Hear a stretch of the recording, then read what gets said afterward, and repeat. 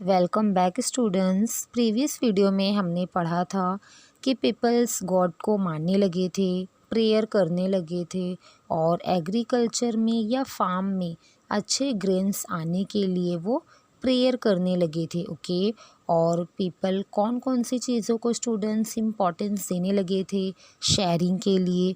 जो भी चीज़ें एक दूसरे को शेयरिंग करनी चाहिए एग्रीकल्चरल टास्क में, तो वो शेयर करने लगे थे। Okay.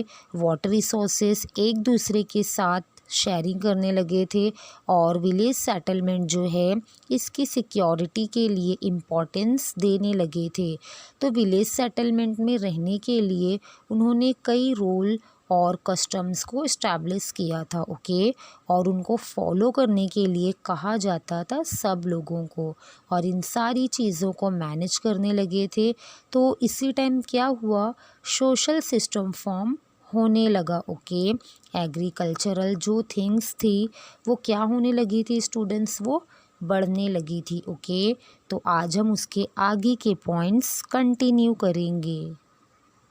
Now 8.2 is special skills and various occupations.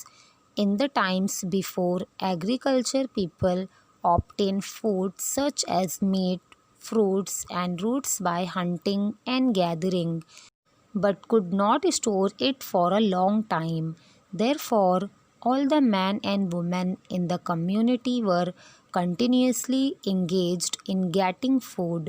In the agricultural system, it became possible to store food grains for long periods. There was more food available than was needed by the community. Some women and men thus began to get spare time for experimentation and for using their natural creativity to develop special skills. Students, इसमें ये बताया गया है कि जैसे कि हमने पहले देखा था कि पीपल्स फूड किस तरीके का लेते थे। मीट खाते थे, एनिमल्स को हंट करके खाते थे। ओके। उसके बाद उनको फॉरेस्ट से जो फ्रूट्स मिलते थे, रूट्स मिलते थे, तो वो उनको गैदरिंग करके खाते थे। ओके। बट इनको वो ज़्यादा देर तक नहीं जमा कर पाते थे, इनको वो ज़्यादा देर तक स्टूडेंट्स वो स्टोर नहीं कर पाते थे बिकॉज वो ख़राब हो जाएगा। इसलिए उनकी कम्युनिटी के जो पीपल्स थे वो सारे इंगेज रहते थे, बिज़ी रहते थे ऑलवेज़ फूड पाने के लिए। ओके स्टूडेंट्स, तो एग्रीकल्चरल सिस्टम के कारण उन्हें ये पता चला था कि हम काफ़ी सारा फूड उगा सकते हैं और फूड ग्रेन्स को काफ़ी समय तक, लॉन्ग पीरियड तक हम स्टोर कर सकते हैं।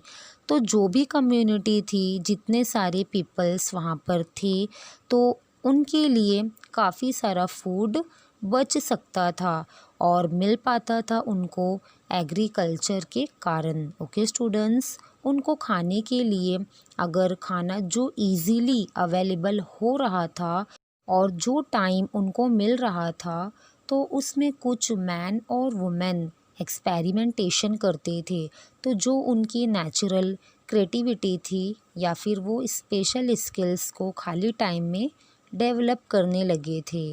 Okay students, see this picture. आपको ये पिक्चर पर स्टूडेंट्स दिखाई दे रहा है ना कि ये वुमेन किस तरह ये अपने हैंड से पॉट्स को बना रही है। Okay students, members with such special skills were given work based on those skills. Thus arose crafts like making earthen pots, beads, etc. It is believed that in the New Stone Age, women made earthen pots and other earthen objects by hand.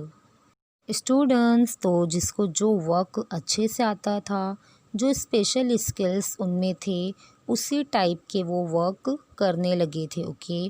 तो क्या क्या करने लगे थे, earthen pot बनाना start किया था, beds बनाना start किया था। तो स्टूडेंट्स, हमें समझ में आ रहा है कि न्यू स्टोन एज में जो वुमेन थी वो क्या करने लगी थी, हैंडमेड पॉट्स बनाने लगी थी। Okay.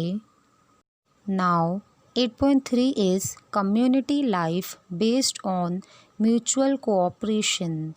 The farmers in the village settlement were now producing surplus food. They needed skilled craftsmen for tasks like making agricultural implements and repairing them. Such craftsmen were paid in the form of food grains or other articles. The craftsmen needed to obtain their raw material from long distances. The price of this raw material was also paid in the form of food grains, articles, etc.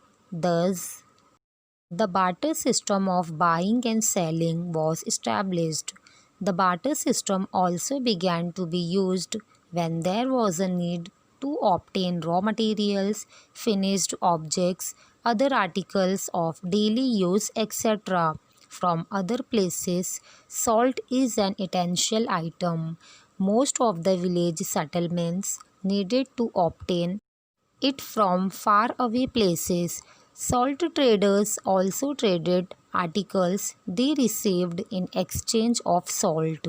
The salt trade helped the expansion of trade in the New Stone Age.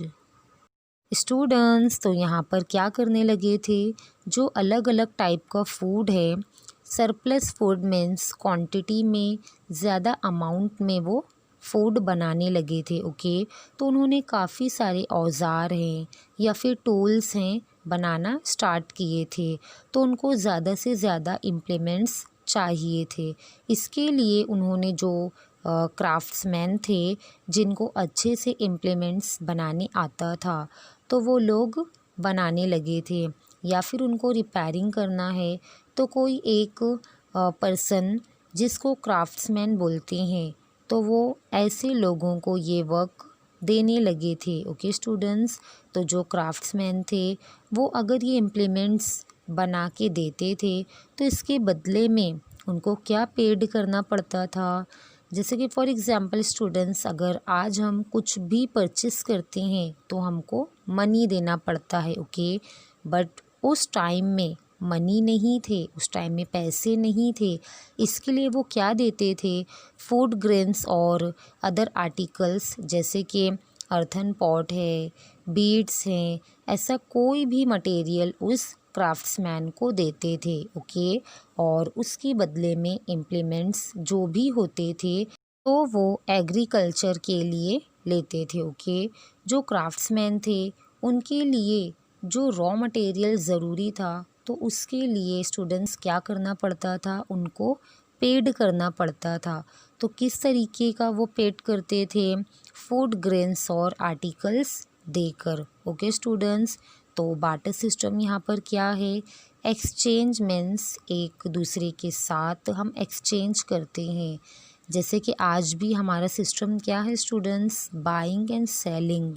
हम क्या करते हैं, कोई भी चीज़ हम purchase करते हैं तो उसके बदले में स्टूडेंट्स हम देखो, आप मनी देते हो ना, हम मनी देते हैं। ओके, उस टाइम में कौन सा सिस्टम था, बार्टर सिस्टम था, जिसे हम एक्सचेंजिंग कहते हैं। ओके, किसी से अगर वो लकड़ी लेते थे तो उसके बदले में स्टूडेंट्स क्या देना पड़ता था, फूड ग्रेन्स या फिर जो भी मटेरियल्स उनके पास होता था, तो उनके पास जो भी ऑब्जेक्ट्स होते थे या फिर डेली यूज़ के आर्टिकल्स होते थे, तो वो इनको एक दूसरे के साथ एक्सचेंज करते थे। ओके, जैसे कि एक प्लेस में अच्छी चीज़ मिल रही है तो उसके बदले में दूसरी चीज़ वो एक दूसरे को एक्सचेंज करते थे। ओके, और हमें पता है कि सॉल्ट क्या है स्टूडेंट्स, आप सॉल्ट जानते हो ना, सॉल्ट हम किसे कहते हैं, नमक को कहते हैं। ओके, हमारे फूड में इटेंशियल चीज़ है। देखो स्टूडेंट्स, अगर आप कुछ भी खाते हो, जैसे कि फॉर एग्ज़ाम्पल आप राइस खाते हो, आपकी मम्मी बनाती हैं, अगर उसमें सॉल्ट नहीं रहेगा तो आपको वो राइस कितना अलग लगेगा ना खाने में, उसका टेस्ट कितना अलग हो जाएगा। तो जो विलेज सेटलमेंट्स थे तो उनको पास में नहीं मिलता था। कुछ सारे जो विलेज सेटलमेंट्स थे तो उनको सॉल्ट मिलने के लिए स्टूडेंट्स काफ़ी दूर तक जाना पड़ता था। और यहाँ पर जो सॉल्ट ट्रेडर्स थे, मीन्स सॉल्ट बेचने वाले जो थे, ये क्या करने लगे थे स्टूडेंट्स, एक दूसरे के साथ एक्सचेंज करते थे। ओके, सॉल्ट के बदले में कुछ आर्टिकल्स लेते थे।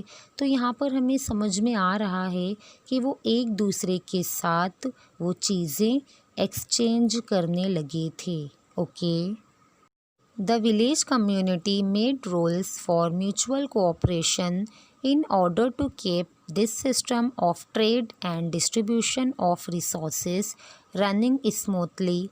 People responsible for the implementation of these rules became the chief of village settlements. The chiefs were also entrusted with the protection of the village.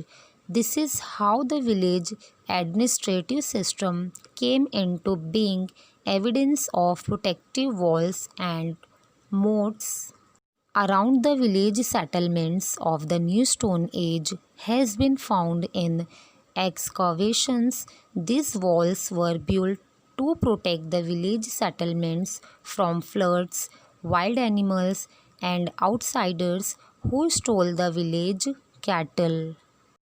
Students, तो यहाँ पर जो विलेज कम्युनिटी थी, उन्होंने अपने रूल्स और कस्टम्स को फाइंड आउट किया था। ओके, एक अच्छे कोऑपरेशन के लिए हमें पता है कि जहाँ पर रूल्स और कोऑपरेशन अच्छे तरीके से हो तो वर्क अच्छे से होता है। ओके, तो उस टाइम में भी लोगों ने रूल्स फाइंड आउट किया था और अच्छा कोऑपरेशन उन्हें दिख रहा था।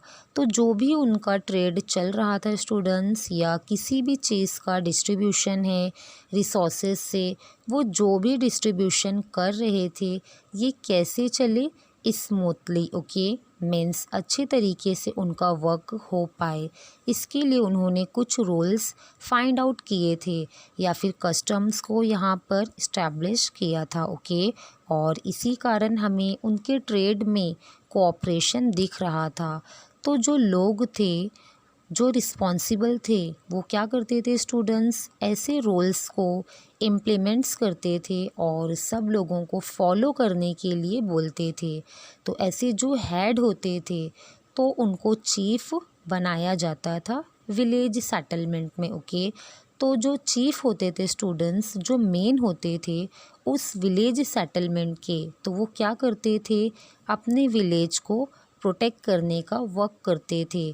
तो यहाँ पर स्टूडेंट्स हमें समझ में आ रहा है कि अगर किसी हेड को चुना जाता है, कोई रूल और रेगुलेशन कर रहा है, तो एक एडमिनिस्ट्रेटिव सिस्टम यहाँ पर फॉर्म होना स्टार्ट हो चुका था। ओके, तो यहाँ पर हमें क्या मिले हैं, एविडेंस मिले हैं न्यू स्टोन एज के। ओके, उनके विलेज के अराउंड प्रोटेक्टिव वॉल्स बनाते थे वो लोग। ओके, किसके कारण, कि उनका जो विलेज है उसका प्रोटेक्शन हो सके। तो बाकी के स्टूडेंट्स जो वाइल्ड एनिमल्स थे तो उनसे भी उनका प्रोटेक्शन होता था। फ्लड्स जैसे कोई नेचुरल डिज़ास्टर है तो उसके कारण भी उनका प्रोटेक्शन होता था। और outsider who stole the village cattle, और विलेज कैटल को जो नुकसान हो सकता था तो उससे भी उनका प्रोटेक्शन हो पाएगा। Okay students, I hope students कि आपको ये पॉइंट समझ में आए होंगे। तो आप हमारे चैनल को सब्सक्राइब करें, लाइक करें और अपने दोस्तों के साथ शेयर करें। Good bye.